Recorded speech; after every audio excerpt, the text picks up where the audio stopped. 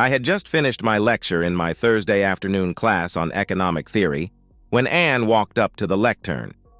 Anne is beautiful. Not runway model beautiful, but country girl pretty. She always wears jeans and cowboy boots. Today she has on a pretty summer blouse that shows just a little cleavage. Her hair is light brown with just the right amount of blonde highlights. If I was not married, maybe. Know what I mean? "Dr. Jones, I saw your wife today." I look up into her steel gray eyes. "Where? In the mall?" "No. My partner and I have a house up at the lake. She likes to suntan on the deck while I fish." "You like to fish, doctor?" "Not really. But why do you think you saw my wife?" I asked. "Your vanity plate, DR Econ." I had taken Sue's car in this morning to be serviced. She was in my car. "Your wife has short blonde hair, right?" "Yes." "So where did you see her?" I asked. "She pulled up just as I was leaving this morning. She parked in the drive next door and went into the house. Does she fish?" "No." "And do you know who owns that property?" I asked. "Of course. Tyrone Williams, the football player. You guys friends?" "No. He was a patient of my wife's a couple of months ago. She's a nurse. He was on her floor." I imagine Anne saw the distress on my face. As she walked towards the door, she stopped and said, "Doctor, you be careful. Tyrone is about 6'3" tall and weighs maybe 235. He plays middle linebacker on the local pro team, and this guy is mean. He was thrown out of 2 games last season for unnecessary roughness." I derived 2 things from that short conversation.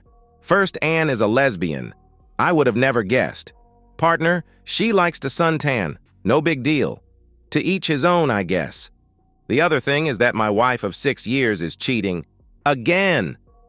Now I need to explain before you think I am one of those characters in some internet story who likes to watch or lets his wife run around while he sits at home with the kids. I am nothing like that. I met Sue the year she graduated from nursing school. I had just received my PhD in economics. Her dad was a big-time heart transplant surgeon and had made lots of money over the years. Sue had told him I was a doctor. When he found out that I was not a medical doctor, he was pissed. He demanded I sign a prenup.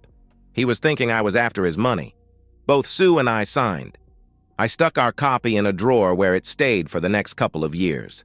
Sue got pregnant and had our baby girl during our first year of marriage. No problems. Dr. Hart, his vanity plate, helped us buy a nice house, and everything was going as we had planned.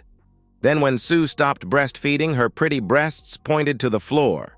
She worked a deal out with a plastic surgeon at the hospital and had a boob job. I did ask about the costs. She told me not to worry, she had worked out a deal with the doctor.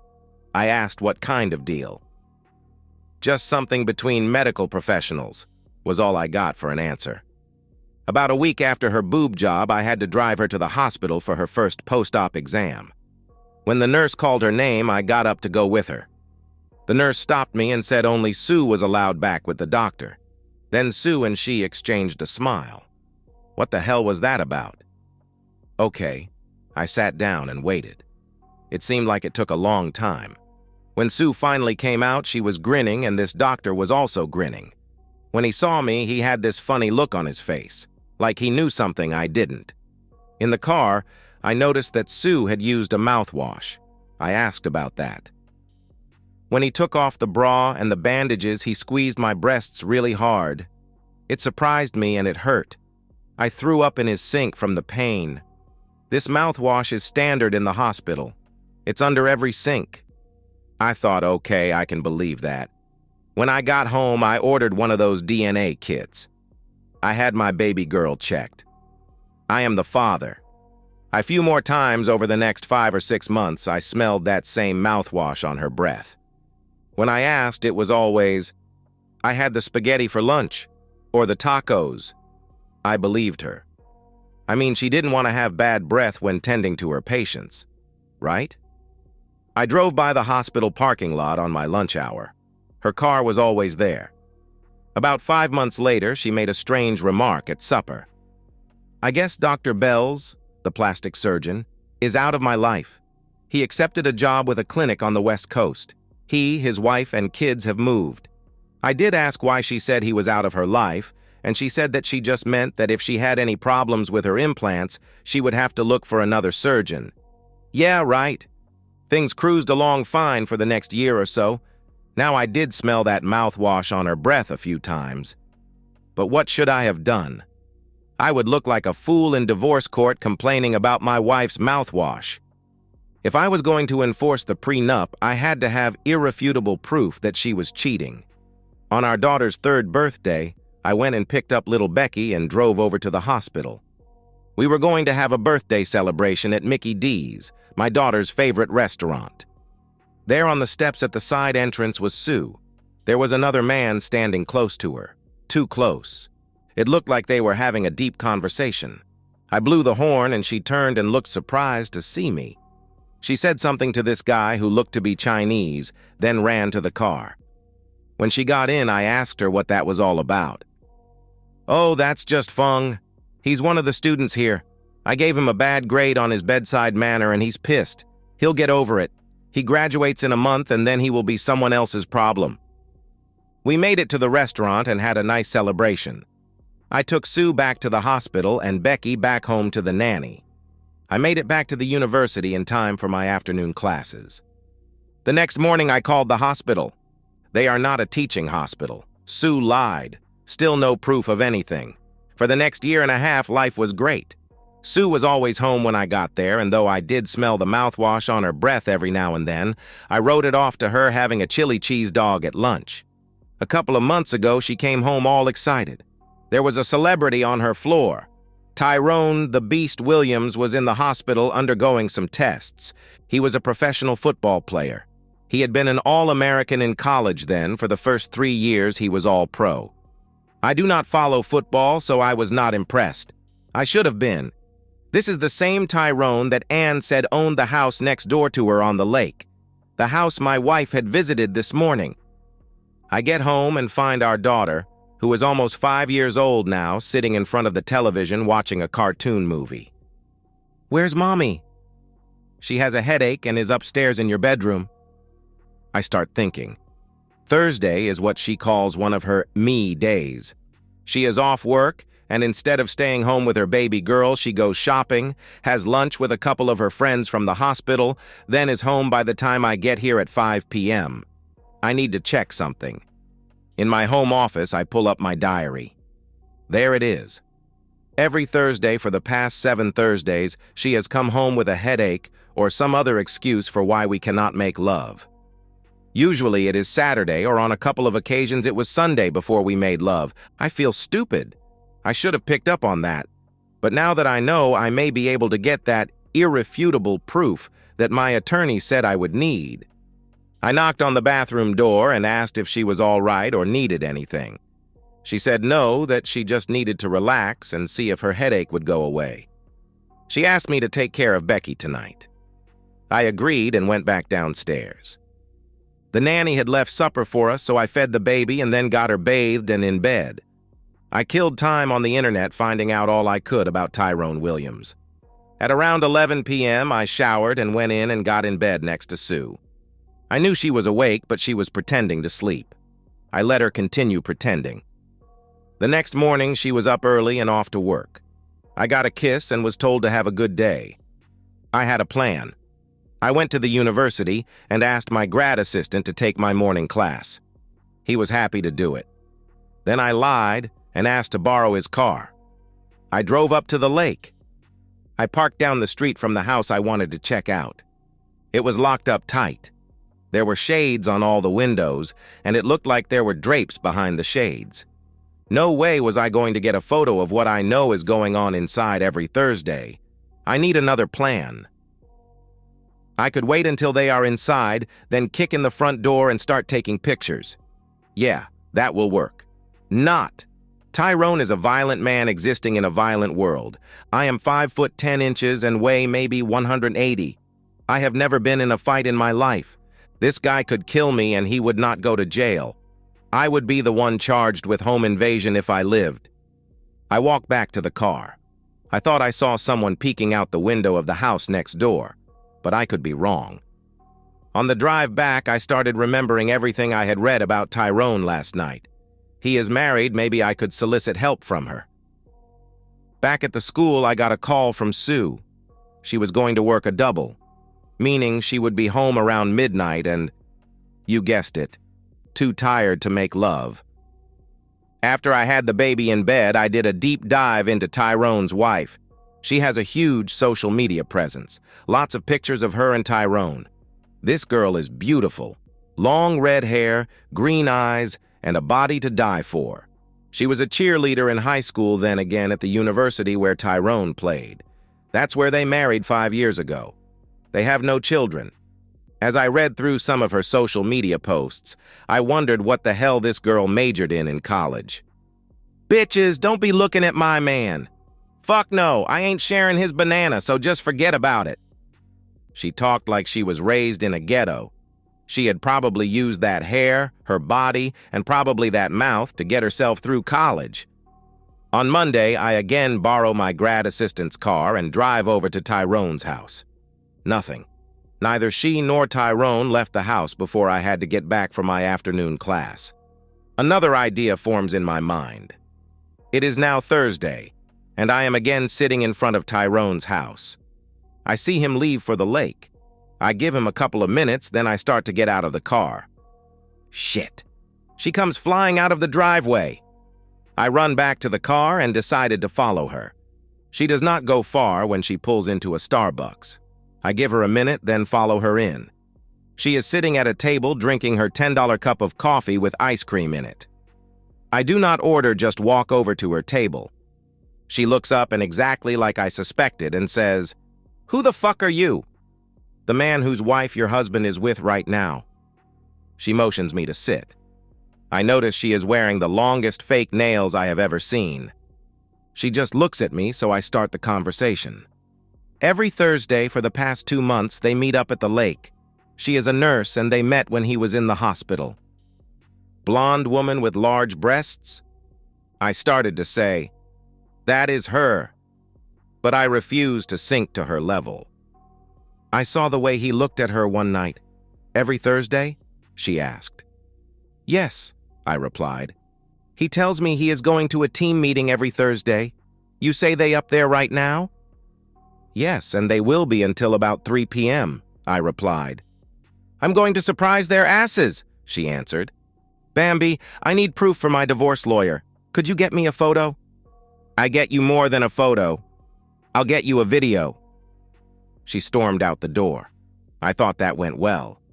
Bambi will find them in bed, probably shoot a video on her phone, then being Bambi, she'll probably send it to all her friends. It'll end up on ESPN. I'll have my proof and be rid of my cheating wife.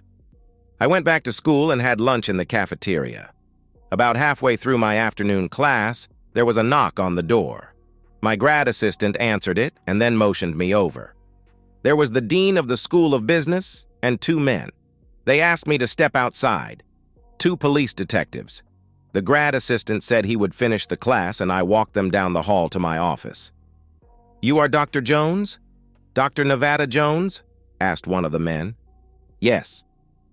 "I'm Sergeant Detective Joe Friday. This is my partner, Henry Morgan." "What kind of name is Nevada? Were you born out west?" "No, and I use the English pronunciation, Nevada." "I was born during a snowstorm." Detective Morgan nodded his head. He had no clue. We entered my office, and I offered them a seat. Joe Friday spoke up.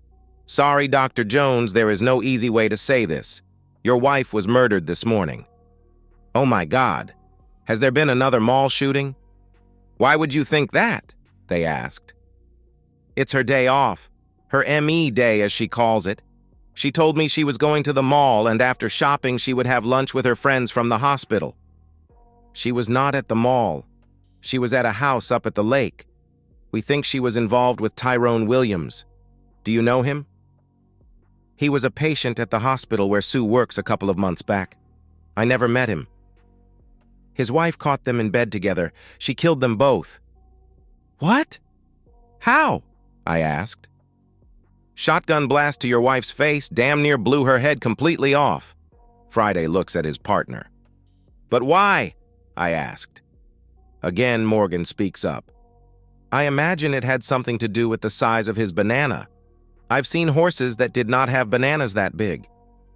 "Henry, wait in the hall." Detective Morgan starts for the door and then turns as if he forgot to say something. "Sorry for your loss." I just nod as he leaves. "I'm sorry about that. He's new. It looks like Tyrone's wife, Bambi, came into the room with a shotgun.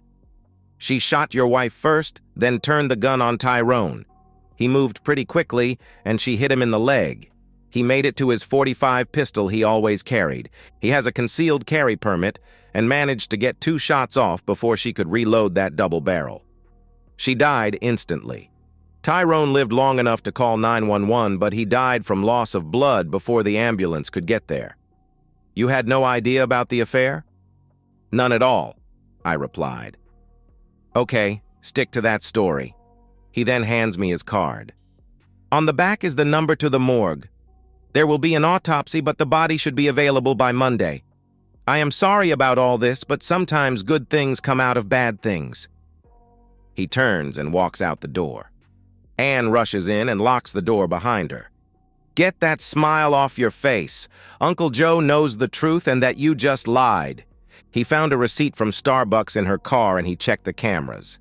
He saw you talking to Bambi this morning. But don't worry about him.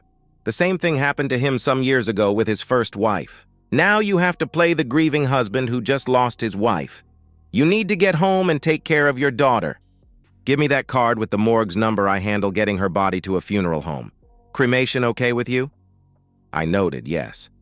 "Go into your bathroom and throw some water on your face. Don't dry it off. You need to look upset."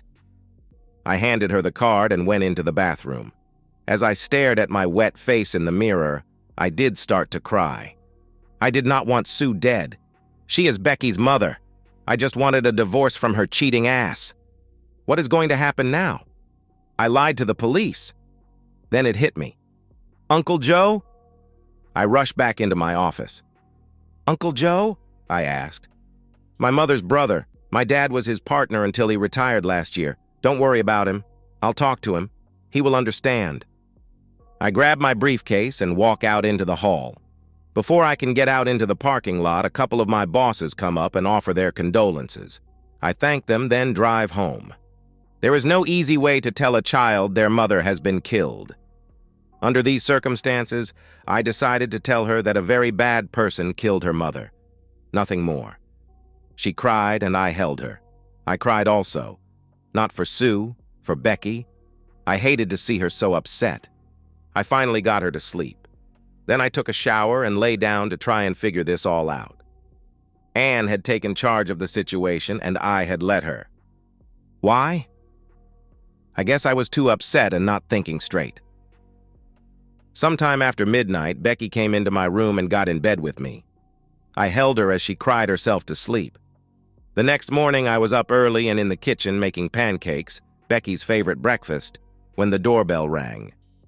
There was Anne and this beautiful girl, her partner, I imagine, standing there. Looking past them, I see Sue's car in the driveway. Uncle Joe gave me the keys, so I thought we would drive down this morning and bring it to you. How is Becky?